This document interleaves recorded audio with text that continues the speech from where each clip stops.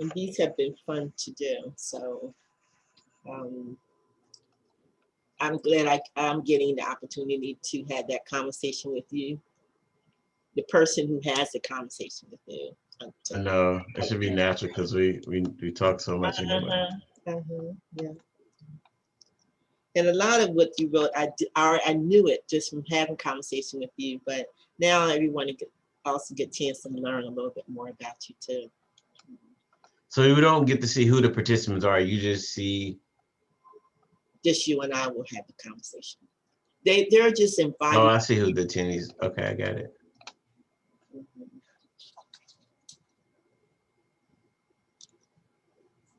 And how do you know when it starts? Time. I'll follow by time. Oh, okay. Why are you asking me those questions? Hey, just when Yeah, I'm on set, I like to be prepared. you'll be fine. Or get my makeup. Yes, Lights. makeup. You know what? Yeah, I'm featured in a series. Say it again. I am featured in a series. No, Yeah, here, Swagger, spider Swagger. or swagger. Oh, Yeah, oh, really? yeah. I'm in 2 episodes. I didn't know that. So how come that's okay? Let me put that. We won't talk. No, don't mention that. I can't talk about it. Okay, okay, okay. Glad you Yeah, said that because I was gonna write we'll it talk down. about that on the side, but I can't talk about that on here Okay, for legal reasons. okay. Yes, yes, yes, yes, yes. Oh, how you should tell them you had somebody who needs to be on there with you. Even just let me walk by you. Good morning and welcome to Virginia Union University's Faculty Spotlight. I am so excited this morning because I have the opportunity to actually sit down and have a great conversation with one of my greatest persons on campus, and that is Dr. Alphonso Sealey. He is our faculty spotlight this morning. So welcome. I'm Linda Jackson, your host, and I have just the pleasure of just learning even more about the people that I see on campus and work with and interact with. So this is a pleasure for me. I will bet many of you did not know some of the things I'm going to share this morning about Dr. Sealey. And as we get into our conversation, you get a chance to learn a little bit more about him as well. And so welcome again. So let's get started because there's a lot to unpack. So Dr. Sealey, we know that you're a doctor and you are from Alabama. Yes. And you matriculated there in Spelman College. That's where you received your Bachelor's of Science degree in elementary education. You went on to Florida A&M, and then from Florida A&M, you then decided that you wanted to get your Master's of Education in Guidance Counseling.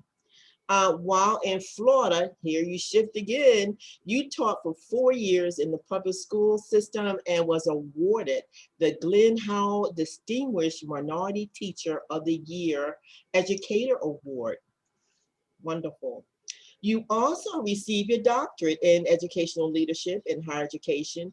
And so happens your dissertation topic was, what are the factors that motivate African American males in third grade to perform academically in school? Great topic. You taught for 9 years in public schools and was a school counselor for 3 years. Here we are now, fast forward in Richmond, Virginia. You have joined Virginia Union University, and you've had several roles since you've been here. Assistant Professor of Education, Clinical Field Placement Coordinator, Master's Degree Coordinator for the Masters of Art in Curriculum and Instruction, and as Interim Operations Manager for Corporate and Internal Affairs. You've also co-chaired the Virginia Union Center for Transcendent Leadership Development, where you and I really start working closely together. For the university that allowed you the opportunity to help nurture, train, coach uh, those in the university who were in leadership roles. Currently, you are the interim assistant director of education, and you still serve on various committees. What we didn't know is You serve in the role of mentoring African American males for over 20 years. And currently, you are mentor for some of the male education majors here at Virginia Union, and really help them with the importance of attaining their degree in education. And you serve as a support to them. You are very passionate about African American males and the underachievement gap that is present with them. You desire to continue to encourage young men, males to remain determined in spite of the surmounting challenges that they may face and are facing. Dr. Sealey has presented numerous workshops and conferences, I can attest to that, regarding African American males, diverse leaders, embracing the 21st century in classrooms, differentiated instruction and teaching race, culture, continuity, and social justice in K through 12 classrooms. Dr. Sealey is a member of Alpha Phi Alpha fraternity, where he is very involved in the community and gets the opportunity to encourage students to embrace their education that is afforded to them and be advocates in the community and to embrace their educational opportunities. Dr. Sealey, how profound that is. There's a lot to impact. Let's get started. Dr. Sealey. Good It's our morning. Good morning. conversation. Thank you so Morning. much. Oh, Dr. Sealy, you know, I'm excited to always sit down and talk with you. And I bet you I'm going to learn Always. something new today. And I do have Always. something I want to share that wasn't on that bio that I think is so interesting that I want to learn a little bit more about. But we'll get to that a little later. And for those of you who have joined us, feel free to add any comments in the chat. And if you have any questions, you can put them in the chat or feel free to put them in the Q&A. But Dr. Sealey, tell us about yourself, your academic training, and field of expertise. All right. So originally, as the Bible said, I am from Alabama, area called Tuscaloosa, Alabama, where the University of Alabama is housed. I attended, well, prior to attending Stillman College, I moved to Georgia for a while where I was in community college. There I was afforded the opportunity where many people don't know I was a missionary for 3 years in Mexico for a year, and then in Boston, Massachusetts for 2 years.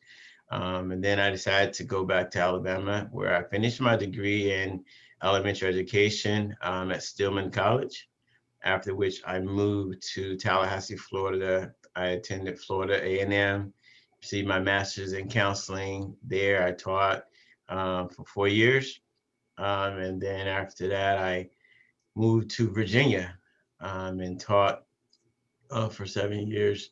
And after which I became a counselor and in the school, same school that I taught at for 3 years.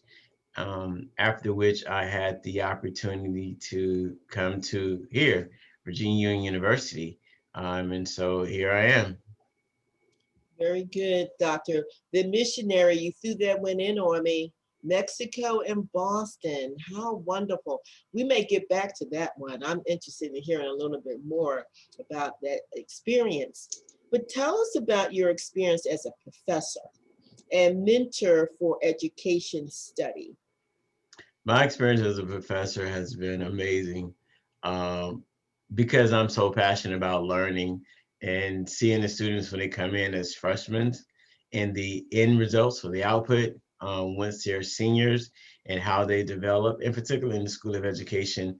So I'm always an advocate for them learning, in particular the males, because there's such of a need to be a model, role model, to mentor them. So anytime I have an opportunity to speak to African American males, I'm going to always harp on education to try to recruit them into education. So with that note, if some of the high school kids or parents, if your kids want to come to Union School of Education, where you're going to get some good mentoring and a good foundation, come to Virginia Union School of Education. I just wanted to plug that in there. But I love mentoring. I love just being available to them, and I think it's important to build a relationship. Once you build the relationship with them, I think that just establishes the foundation for their success in particular here at the School of Education. So I'm always about relationships, making sure they're on the right track, checking in on them, and just calling them, being real talk with them. What's going on? What are you up to? I had that experience even on yesterday. A student I had to call and just like, man, I'm only on you because I love you. If I didn't love you, I wouldn't be calling you, making sure you do what you're supposed to do. But that's what it's all about, building that relationship outside the classroom. Just let them know they can come to you and talk to you at any time. Wonderful. And so your field of expertise, I, I can see your training has been education, your training has been guidance counseling, and then your training has been in leadership. So Right. all of those they're wonderful ingredients. How have they shaped your field of expertise? All that together in a mixing mode, so to speak, has allowed me to see from a various lens when you're dealing with students and when you're dealing with, I guess, adults and your colleagues. Just to be a listening ear as a counselor aspect, but not trying to give them counseling, but just be a listening ear. As educator side, just kind of to coach and learn various strategies that are needed. And as a leader, just understand there's various leadership styles and understand like a servant leadership. I think I kind of fit with that. And we've had those conversations before, but just being there, guiding them, giving that motivation that they need to do the work. So all those skills with guide counseling and teaching or education as well as leadership has allowed me to develop my skill, my craft. And sum it up, it's just relationships, positive relationships. Thank you, Doctor. So some more questions for you. So what attracted you to become part of the VUU family? What brought you to Richmond, Virginia? You were in Alabama. You then were in Tallahassee, Florida. You were missionary, Mexico and Boston, and now here you are. So tell us about what attracted you to Virginia Union University. Well, I was when I moved to Virginia in 2008. Like I said, I taught in Richmond Public Schools for 7 years, and I was a counselor as well. And so I wanted to go in higher ed. I was always passionate about higher ed, and in particular HBCUs. I'm a product of HBCUs, and so believe it or not, when I heard about Union, I had an opportunity to interview. I had a great mentor that was a chair, Dr. Joy Davis, who I reached out to, believe it or not, through LinkedIn, and we connected. And I came in for an interview. And at the time, Dr. David Adawui, who was the dean at the time, um, that's how I got to Union. And so I got a chance to just embrace it. And it's been an amazing experience at Union. The family, I have built a family here, not being from here, not really having family here. I have built a family at Union, just connections, and everybody just have a sense of care. So that's how I came to Union, and that is, that's the history of it. So it's been good. So the good news here is I know I'm in that family. Yes, you are. Yes, you are. Absolutely. Wonderful ingredients. You are just such a mix here that I think are really powerful, that really shapes who you are. What are you teaching now at Virginia Union? You're back Um, on that side of okay. campus because I know you went from teaching to the more the corporate side. Then you and I both spent a lot of time massaging leadership, and now you're back as the interim assistant dean, and I know you're teaching. So, what are you teaching right now? So this year, I'm teaching one class this semester, which is EDU 323 Adaptive Constructive Teaching. Besides my role as the interim assistant dean, where I focus a lot with assessments, reporting. Um, we just went through CAPE accreditations, so just making sure all those things align up. But as far as teaching, that's the class that I'm teaching this semester. Mm-hmm. That sounds really heavy, doctor. It's not a new course though. It's been in No, place it's not a for new years. course. It's not a Right. new course. It's just it's focused on the classroom structure and how you set up your classroom and the engagement of the students and getting them to learn to higher order of learning. Mm, very good. So I want to ask you, um, given that it seems like you take really good use of every moment and hour of your day, especially when you're in the teaching campus mode, and even off of that, I know you do kind of 24/7. So, what advice then do you have for those considering a major or minor or degree in your in education? um, One of the things that I'm constantly telling my mentors or mentees, I should say, and just students in general, is to know your why. What's your passion? Why are you in this field? Because at times it's not going to be easy. At times you're going to want to give up when you're halfway done or even at your last semester. So understand why you're here, what is it that you want to do. Once you understand what your calling is as far as in education and being a student, let that be your driving force. And I'm a firm faith believer. So once you understand your faith and you embracing your faith as well as your passion, there's no stopping. But you have to recognize what it is that you want to do. And sometimes you might not get that in the beginning. You might go through something like, I realize I don't want to do that.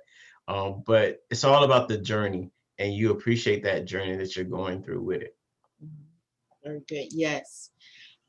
So I think inquiring minds, of course, mine. I want to ask a few questions from you. Your missionary work, I'm going to go to that. Um, how did that, what was that like, and how did that help shape you to be the professional you are today? Mm, okay. So when I was in undergrad, I was a part of the Southern Baptist Association. I was actually the president on campus of the club. And so I had an opportunity to do the missionary work. So again, my first year, like I said, was in Mexico. And so it's all about humbling yourself, being a servant. And so, in Mexico and even in Boston, um, I was a servant, and just kind of having, I worked with the youth and working with them and just being there available for them. And things that we don't see, we take for granted, like having a floor, or having a bed, just the things we take for granted, right? And so just being able to be that servant, and embracing them, building the relationships again, kind of faltered and kind of more so in the scale that I want to teach, I want to encourage students to be their best, to not give up, to inspire hope. That kind of impassioned me to be the mentor. I had mentors. I've had boys groups over 20 years. So even my boys group that I've had back in Alabama was a product of that missionary work, because I want to be there for them, to foster them, to give encouragement, because a lot of times they're not fortunate to have mother and father, or they don't just know where they want in life. So just to be that support, that beacon of hope for them, and just let them be themselves. So those were the fuels or the foundations that I got from doing mission work. Well, doctor, I just like the term beacon of hope.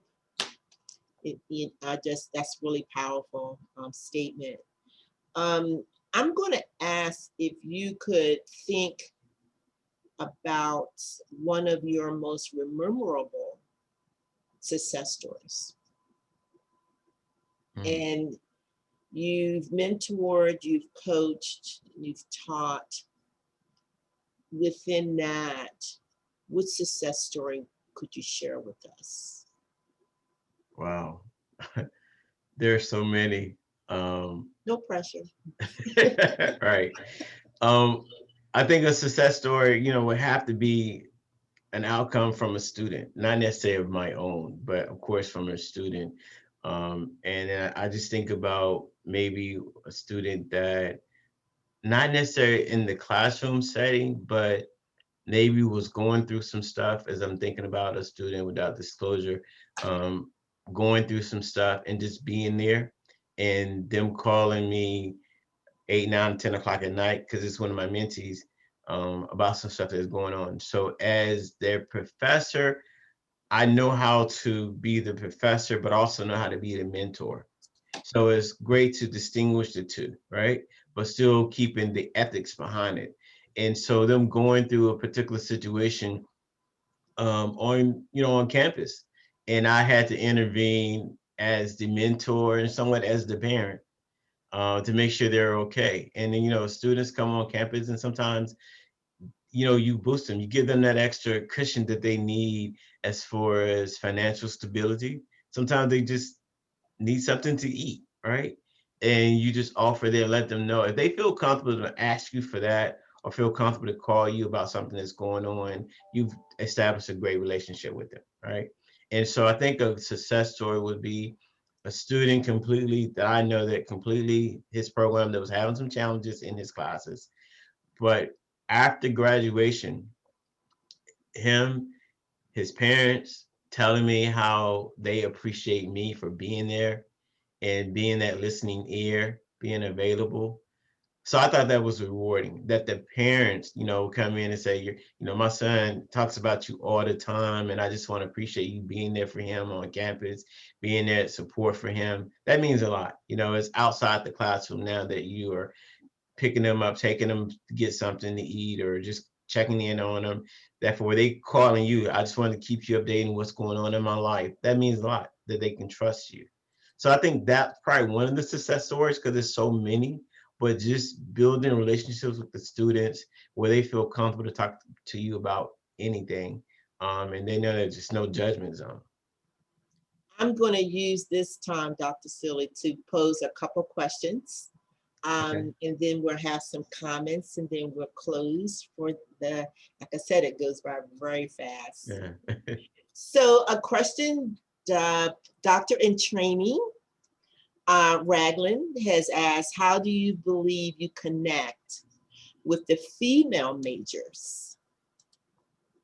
So I think one of the ways that I connect with the female majors is um, being a person, not just what they can kind of talk. You joke with them.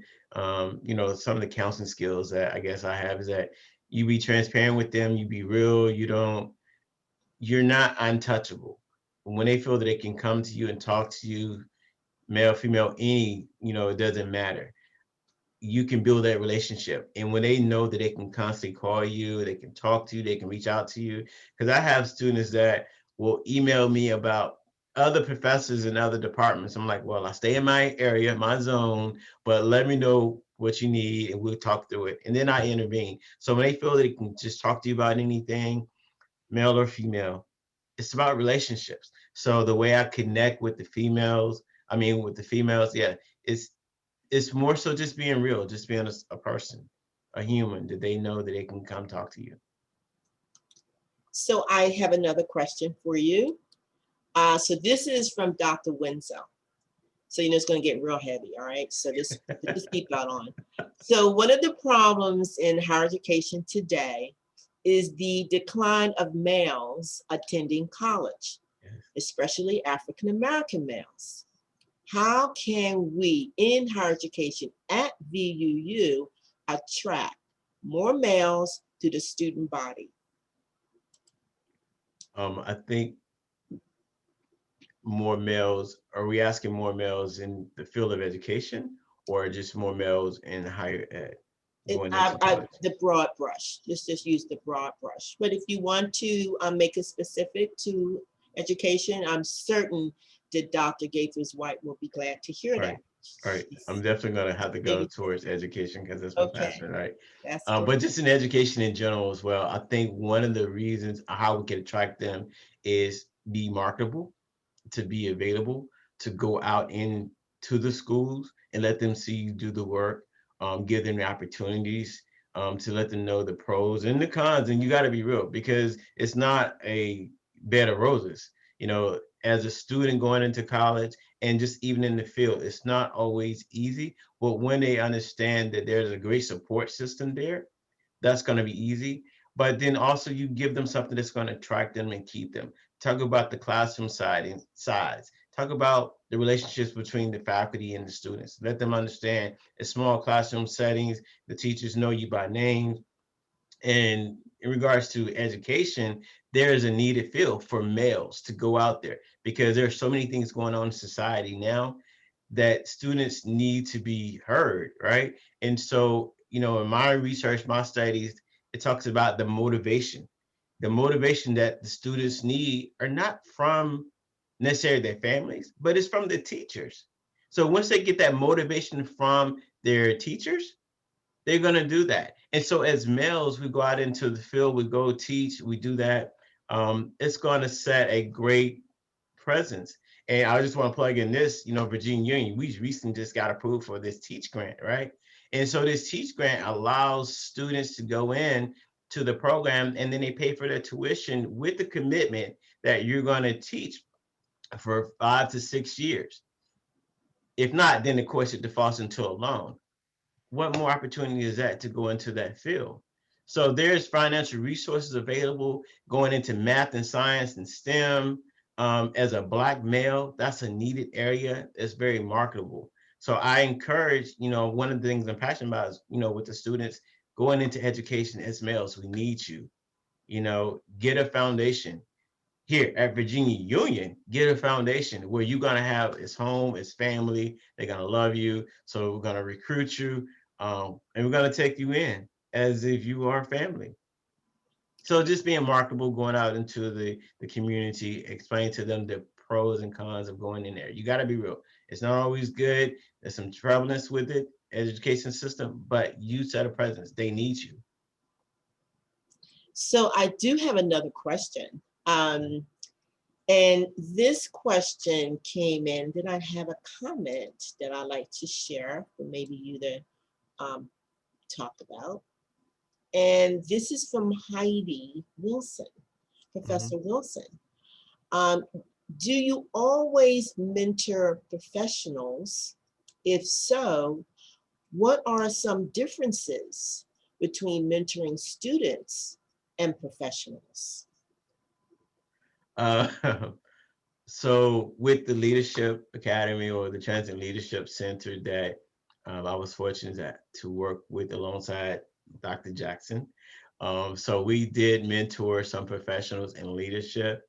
I think one of the probably differences that they are adults, meaning that they're in their career.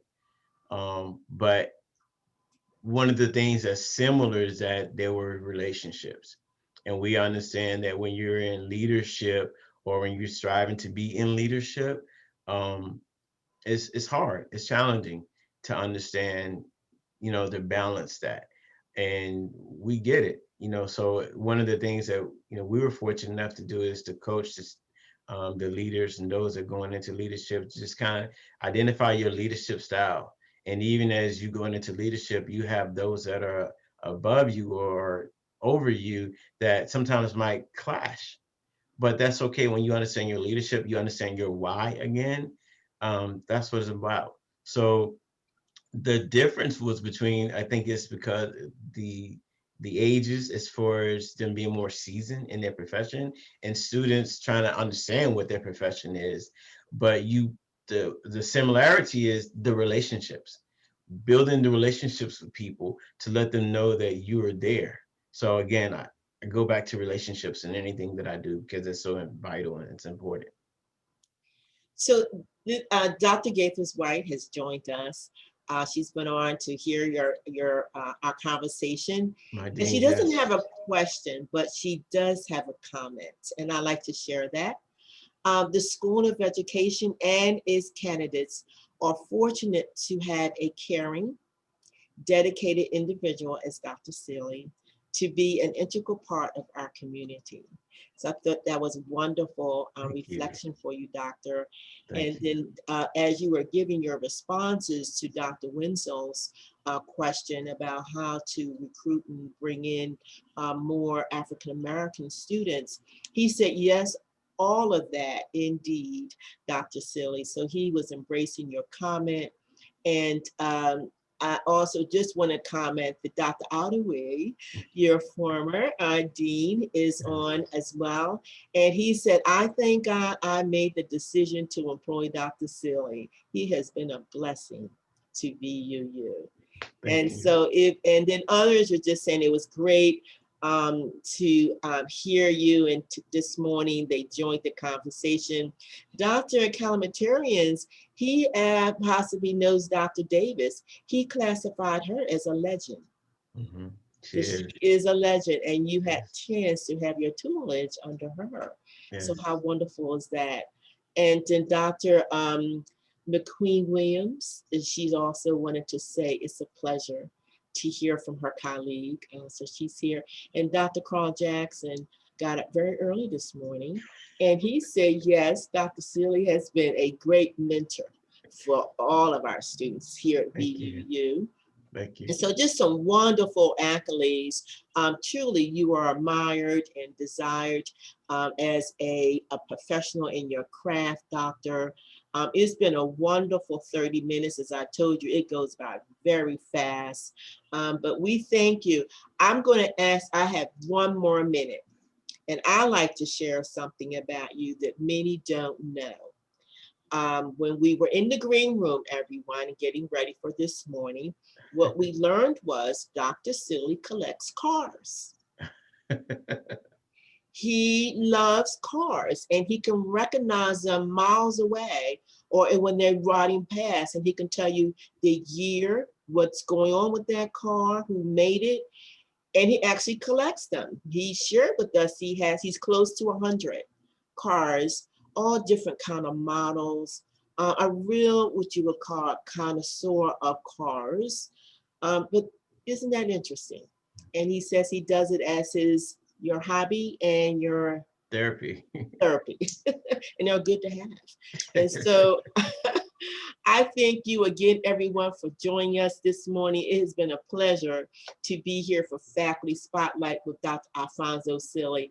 And I want to give a special thank you to Virginia Union University's Yes. Provost, Dr. Strayhorn, who's the person who's brainchild of all this, who put all this together. And we thank him for this making a avenue, a path, a platform Definitely. to recognize faculty. And we want to kind of keep that going because we want to learn about everyone who's on Yes. campus. Yes. And so with that, we know we have a holiday coming up. We ask that you enjoy your holiday and your expressions of it, and come back and join us next Friday at 9 for another Faculty Spotlight. Have a great day and weekend. Bye now. Thank you. Until next time. Bye. Thank you, Dr. Sealey. Thank you. It's been wonderful. Wonderful conversation. Thank Definitely. you. Thanks, everyone.